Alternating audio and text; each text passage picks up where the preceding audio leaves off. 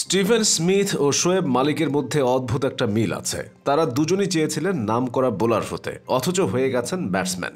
কিংবদন্তি সনাত জয়াসুরিয়া ও শহীদ আফ্রিদিও ক্রিকেটটা শুরু করেছিলেন শুধু বোলার হিসেবে, তবে সময়ের পরিক্রমায় তারা ব্যাটিংয়ের জন্য বেশি পরিচিত হয়েছেন। সেই যুগের রবি শাস্ত্রী থেকে এই যুগের সুনীল নারিনরাও এমন বোলার হিসেবে খেলা শুরু করে সফল ব্যাটসম্যান বনে যাওয়া কিছু ক্রিকেটারকে দেখে নিন। প্রথমে আসবে স্টিভ স্মিথের নাম। স্টিভ স্মিথ যখন ক্যারিয়ার শুরু করেন তখন অনেকেই তার মধ্যে দেখতে পেয়েছিলেন শেন ওয়ার্নের ছায়া। স্বয়ং শেন ওয়ার্ন পর্যন্ত মুগ্ধ হয়েছিলেন তার বোলিং প্রতিভায়। এমনকি 2010 টি-20 বিশ্বকাপে স্মিথ সুযোগ পেয়েছিলেন লেগ স্পিনার হিসেবে, কিন্তু থিতু হতে না পেরে এক পর্যায়ে জাতীয় দল থেকে বাদ পড়েন। এরপর পাল্টে ফেলেন খেলার ধরন, আস্তে আস্তে মনোযোগ দেন ব্যাটিংয়ে।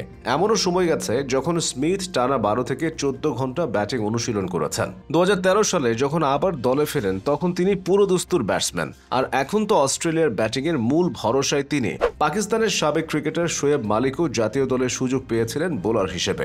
বয়সভিত্তিক দলেও তিনি শুধু স্পিনার হিসেবে খেলতেন। অফ ব্রেক বোলিং দিয়ে নির্বাচকদের নজর কেড়েছিলেন।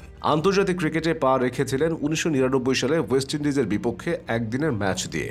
নিজের অভিষেক ম্যাচে 8 ওভার বল করে 2টি উইকেটও পেয়েছিলেন মালিক, তবে সেই ম্যাচে তাকে ব্যাট হাতে ভূমিকা রাখতে হয়নি। পরের অনেকগুলো ম্যাচেও স্পেশাল বোলার হিসেবে পাকিস্তান স্কোয়াডে ছিলেন মালিক। ওয়ানডেতে 1 থেকে 10 নম্বর সকল ব্যাটিং পজিশনে খেলতে নামার রেকর্ড রয়েছে তার। টেস্টেও 5টি ভিন্ন ভিন্ন পজিশনে ব্যাট করতে নেমেছেন তিনি। সময়ের সাথে সাথে মালিক বনে যান সম্পূর্ণ ব্যাটসম্যান। শেষ বেলায় বোলিংটা করেছেন টুকটাক। শহীদ আফ্রিদির কথা তো না বললেই নয়। 1996 সালে কেনিয়ার বিপক্ষে ওয়ানডে অভিষেক হয়েছিল বুম বুম আফ্রিদির, কিন্তু তখনও তিনি বুম বুম হয়ে ওঠেননি, বরং লেগ স্পিনার হিসেবেই তার উপর ভরসা রেখেছিল টিম ম্যানেজমেন্ট। এমনকি নিজের প্রথম ম্যাচে দলের 6টি উইকেট পতনের পরও ব্যাটিংয়ের সুযোগ পাননি আফ্রিদি। তবে ধীরে ধীরে বদলে যেতে থাকে পরিস্থিতি। টপ অর্ডারের সুযোগ পেয়ে 36 বলে রেকর্ড করা এক সেঞ্চুরি উপহার দেন তিনি। এরপর থেকে ব্যাটসম্যান আফ্রিদিকে চিনতে শুরু করে ক্রিকেট বিশ্ব। সনাত জয়াসুরিয়ার ক্ষেত্রেও অনেকটা এমনই হয়েছিল। শ্রীলঙ্কান এই কিংবদন্তি শুরুর দিকে মিডল অর্ডারে খেলতেন।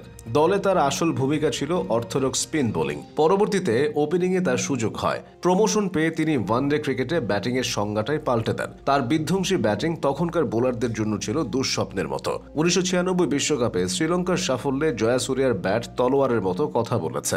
ব্যাটসম্যান হিসেবে প্রতিষ্ঠিত হয়েও অবশ্য বোলিংটা ঠিকই চালিয়ে গেছেন তিনি। ওয়ানডেতে তার উইকেট সংখ্যা 323টি। রবি শাস্ত্রীকে সবাই চেনে। ধারাভাষ্য থেকে কোচিং কোথায় নেই তিনি। ভারতের খেলা হলেই তাকে দেখা যায়। তার ক্যারিয়ারও শুরু হয়েছিল বোলার হিসেবে। মাত্র 17 বছর বয়সে মুম্বাইয়ের ক্রিকেট সার্কিটে নজর কেড়েছিলেন বাঁহাতি স্পিনার হিসেবে।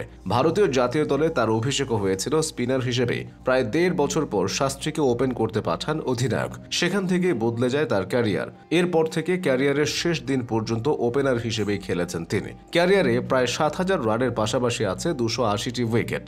শেষ করা যাক টি-20-র অন্যতম ফেরিওয়ালা সুনীল নারিনকে দিয়ে।